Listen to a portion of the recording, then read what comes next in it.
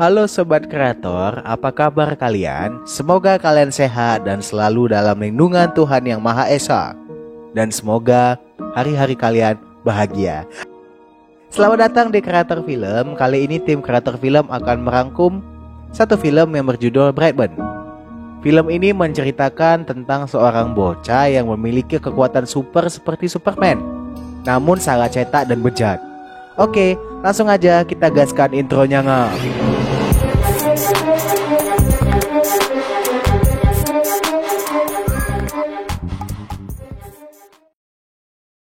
Tori dan Kyle sudah lama menantikan sosok buah hati di kehidupan mereka.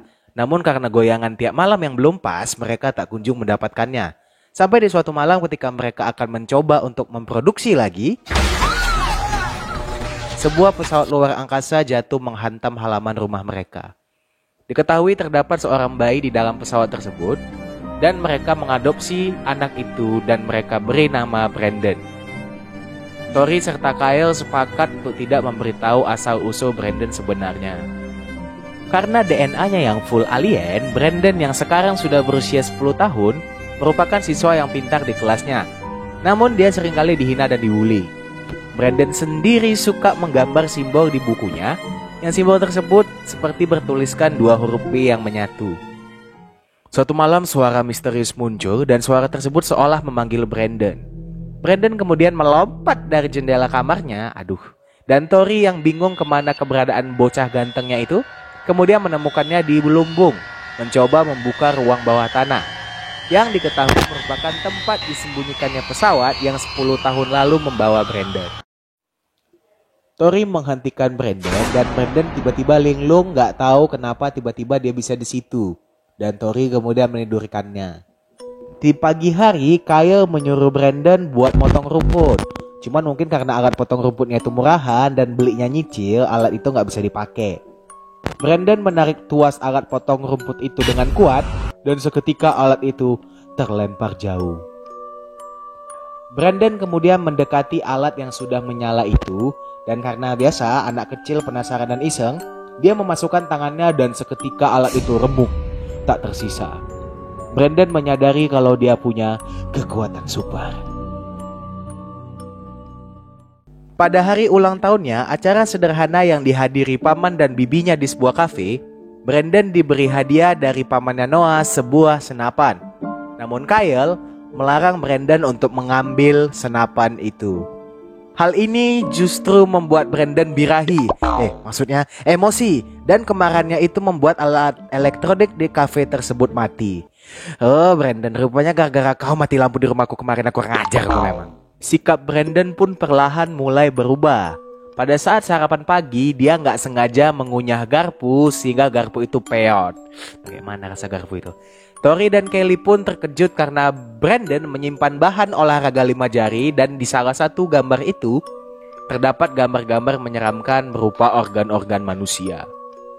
Pada saat Tori dan Kyle membawanya berkemah, ayahnya memberitahu Brandon tentang hal-hal yang terjadi ketika masa pubernya muncul. Dan pada malam harinya, Brandon menghilang entah ke mana. Brandon yang punya rasa cinta monyet sama kawan sekelasnya Caitlin, di malam itu dia menyelinap ke kamar Caitlin dan mengganggunya. Saat Caitlin melihat Brandon, dia seketika ketakutan dan ibunya kemudian masuk. Tapi Brandon sudah tidak ada lagi di tempat itu. Sementara di hutan, Tori yang mencari Brandon pun kaget ketika Brandon tiba-tiba muncul kembali di perkemahan. Bisa terbang berarti dia. Saat kembali ke rumah setelah perkemahan, di malam itu Kyle melihat ayam-ayam peliharaannya ketakutan karena Brandon menatap tepat di mata ayam-ayam itu. Dan beberapa jam kemudian, Kyle terkejut karena ayam-ayamnya tersebut sudah hancur dan mati. Kyle mulai khawatir kalau itu adalah ulah anaknya. Namun Tori sebagai seorang ibu yang sangat menyayangi anaknya tidak percaya dengan itu. Besok paginya di sekolah saat pelajaran olahraga, Brandon beserta teman-temannya disuruh oleh guru mereka untuk bermain dorong tangkap. Saya nggak ngerti itu permainan apa, pokoknya namanya itulah. Nah, ketika Caitlin yang seharusnya menangkap Brandon, Caitlin tidak menangkapnya dan membiarkan Brandon jatuh. Di depan teman-temannya, Caitlin mengatakan kalau Brandon itu laki-laki bejat dan mesum karena tiba-tiba berada di kamarnya beberapa malam sebelumnya. Guru mereka kemudian menyuruh Caitlin untuk membantu Brandon berdiri. Brandon yang naik darah tinggi kemudian tidak sengaja meremukkan tangan Caitlin sampai tangannya itu gepeng ketika Caitlin mencoba membantunya berdiri. Hal ini membuat orang tua Caitlin marah besar dan Brandon kemudian diskor selama beberapa hari. Di sini Tori mulai sedikit curiga dengan anaknya. Dan di malam hari, pesawat luar angkasa yang ada di bawah tanah kemudian mengeluarkan seberkas cahaya terang menyinari, seolah mengirim pesan kepada Brandon. Brandon yang mencoba untuk tidur kemudian mengeluarkan mantra-mantra, yang kemudian diterjemahkan satu persatu olehnya sendiri. Tori kemudian mendatangi Brandon dan Brandon sudah berada tepat di atas ruang bawah tanah dalam keadaan melayang dan akan mengucapkan mantra-mantra tadi. Oh, ya aku lagi record. Tori menghentikan Brandon dan Brandon kemudian jatuh dan bagian tajam pesawat luar angkasa itu kemudian merobek tangannya. Ini pertama kalinya Brandon luka berdarah karena dari lahir sampai umur 10 tahun dia kebal dengan pisau dapur dan benda-benda tajam dari bumi lainnya. Tori pun di momen itu bercerita kepada Brandon soal asal-usul anaknya yang berasal dari luar angkasa. Setelah mendengar cerita dari Tori, Brandon marah-marah dan memecahkan barang di dalam rumahnya. Brandon kemudian pergi dan dia mengucapkan mantra yang dari tadi diterjemahkannya. Ambil ahli dunia. Brandon untuk kedua kalinya mendatangi Caitlin yang tangannya masih diperban. Brandon cerita tentang kekuatannya, namun Caitlin yang masih takut sama si Brandon kemudian menyuruh Brandon untuk pergi karena ibunya melarang dia untuk berbicara kepadanya. Brandon yang marah dengan ibunya Caitlin kemudian mendatangi tempat di mana ibu Caitlin bekerja. Dia pun menakutinya. Dan di sekeliling kaca kafe itu sudah ada gambar simbol yang sering digambarnya. Brandon kemudian membuat lampu yang tepat berada di atas ibunya Caitlin pecah dan pecahan itu mengenai matanya. Ibu Caitlin yang kesakitan kemudian kabur. Namun seketika Brandon dengan sigap menyerang ibu Caitlin dan menghilang tiba-tiba. Di pagi harinya, polisi menyelidiki soal hilangnya ibu Caitlin yang bernama Erika itu. Dan polisi menemukan simbol yang masih menempel di kaca kafe. Sedangkan Brandon pulang ke rumah slow kayak nggak tahu apa-apa. Brandon kemudian menemui guru BK-nya yang juga merupakan bibinya, yang bernama Merly, untuk membicarakan kejadian Brandon yang menghancurkan tangan Caitlin. Mary memaksa Brandon untuk berkata jujur karena dia harus memberikan keterangan kepada polisi. Mendengar kata polisi, Brandon merasa terancam. Dan di malam harinya, saat Mary sudah bersiap mau bobok cantik, Brandon mendatanginya dan meminta Mary agar tidak memberitahu kepada polisi tentang masalahnya. Mary kemudian menyuruh Brandon pulang karena tidak pantas bagi seorang bocah ingusan mendatangi tante-tante di malam hari. Brandon yang bandel dan sudah punya niat jahat tetap berada di tempat itu. Dan ketika Noah pulang dan sedang gosok gigi, dia menemukan Brandon yang bersembunyi dan kemudian menarik paksa keluar Brandon dan mengancam akan mengadu ke orang tuanya. Brandon yang merasa terancam kemudian menyerang Noah sehingga dia terlempar jauh. Dan kemudian masuk ke mobilnya dan mencoba kabur. Namun tiba-tiba di tengah jalan, dia melihat Brandon sudah melayang dan tiba-tiba mobil yang dikendarainya terbang ke atas. Brandon kemudian menjatuhkan mobil itu dengan keras sehingga membuat Noah terbunuh dengan cara yang sangat tragis. Brandon kemudian mengambil setetes darah Noah dan menggambarkan simbol yang biasa digambarnya di aspal tepat dekat di mobil Noah yang sudah rusak. Gara-gara si Brandon udah malam gak pulang ke rumah juga, Tori mulai khawatir dan dia terus-terusan nelpon Mary. Namun tiba-tiba Brandon pulang gak pakai baju dan gak mau ibu dan ayahnya melihat bajunya yang berdarah. Tori dan Kyle pun yakin kalau Brandon berbohong dan semakin khawatir dengannya.